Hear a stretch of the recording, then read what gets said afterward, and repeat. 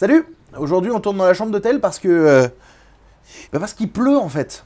Et que la caméra sous la pluie c'est... moyen bon délire. Générique. J'adore les effets spéciaux. Bonjour à tous, c'est Victor de la chaîne In The Panda et je suis en partenaire avec Sens Critique pendant le festival de Gérard Armé, festival de cinéma fantastique. Et aujourd'hui je vous parle de 3 films qui sont en fait les films de premier jour de la compétition, à savoir Rampant, Aniara et The Dark. Waouh, j'ai parlé vachement vite, ça va être très compliqué.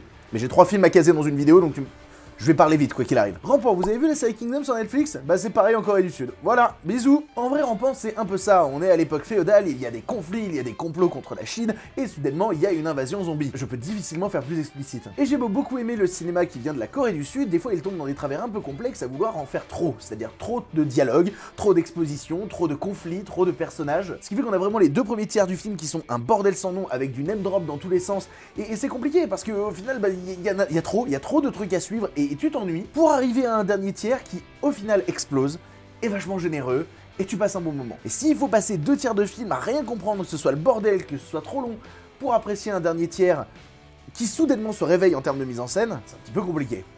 Ah, Rampant, je suis dans un morph. Pas envie de le défoncer, mais morph. Ensuite, j'ai vu Aniara, et Aniara, pour sûr, ça va être un film qui va diviser la presse présente ici. Parce que Aniara, c'est un film qui nous parle du fait que l'humanité, c'est quand même pas mal de la merde. On va tous crever, on va tous mourir, c'est fini, hein. Et le film va te le faire comprendre à travers une bande de personnes qui ont quitté la Terre, parce que la Terre, bon bah, c'est un peu fini, hein, on l'a niqué la Terre. Et ils essayent de partir sur Mars pour refaire leur vie, tu te doutes bien que pendant le voyage, ça va un peu partir en couille. Je trouve le film passionnant, ça brasse énormément de thématiques, ça va pas jusqu'au bout de chaque thématique, mais ça essaye en tout cas d'avoir un spectre assez large de l'humain confronté à cette solitude et à l'espace. Donc oui, parfois ça va pas assez loin. Il n'empêche que quand le film se termine, tu pars avec un vrai bagage émotionnel que n'ont pas laissé les autres films pour l'instant. Le film a envie de te secouer, parfois avec des trucs déjà vus, parfois avec des trucs assez novateurs dans la SF. Évidemment, ça va emprunter des échantillons chez Kadik et ce genre de trucs là, mais ça tente d'emprunter des échantillons chez Kadik et ça va tellement loin dans son propos que parfois on peut se dire ah là c'est peut-être un peu ridicule. Mais ça l'est pas tant en fait, c'est poussé au paroxysme des personnages qui dans leur solitude, dans leur peur et dans leur mélancolie, vont se retrouver à agir de manière déraisonnée. En tout cas ici ça divise, parce qu'on a des gens qui ont bouffé énormément de SF, qui voient les concepts qu'ils ont déjà bouffés 100 fois, donc du coup ça les fait pas trop marrer, et il y a ceux justement qui aiment la manière dont ils ont été réactualisés par le cinéma suédois, et personnellement je fais partie de cette catégorie. Aniara, c'est un film qui risque d'être très peu distribué en France, alors que je trouve que en termes de SF en provenance de Suède, déjà, il n'y a pas beaucoup de choix, hein, on va être d'accord. Du coup, si vous avez l'occasion de passer votre main dessus, pour l'instant, c'est le film qui m'a laissé la plus grosse claque du festoche. Parce que même quand le film t'énerve, il t'énerve à raison.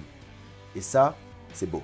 Et nous avons terminé cette journée avec le film The Dark, en provenance d'Autriche et tourné aux États-Unis. The Dark, c'est l'histoire d'une petite fille qui s'est fait assassiner et qui rôde dans les bois et qui mange les gens, et puis soudainement elle va tomber sur un petit garçon, et elle a une relation d'amitié et d'amour, voilà. Voilà, entre nous, c'est pas très bien. The Dark, c'est pas très bien. Mais c'est pas très bien comme un enfant qui apprend à marcher. Si je devais totalement filer la métaphore, le gamin qui apprend à marcher, il a l'air très con, il arrête pas de se casser la gueule, tout ce qu'il entreprend, bah ça marche pas trop. Donc oui, il a l'air bébête, il a l'air con. Mais t'as pas envie de taper dessus, il essaye. Et c'est un peu ce qui se passe avec The Dark, c'est que j'ai pas envie de taper dessus.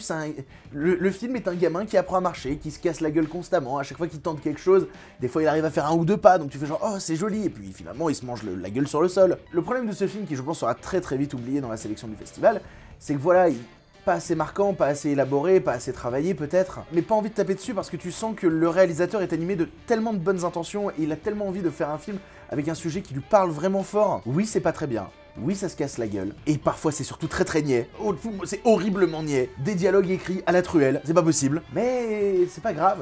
Moi, j'ai hâte de voir le 2e film de ce réal parce que j'ai l'impression de sentir les étincelles de quelque chose de dingue qu'on retrouvera peut-être au prochain. Dommage pour celui-là. Sur ce, putain, bah oui, il y a 3 films, forcément je parle beaucoup, je suis désolé pour le montage, et c'est ainsi que soudainement passe devant l'image Thierry Henry.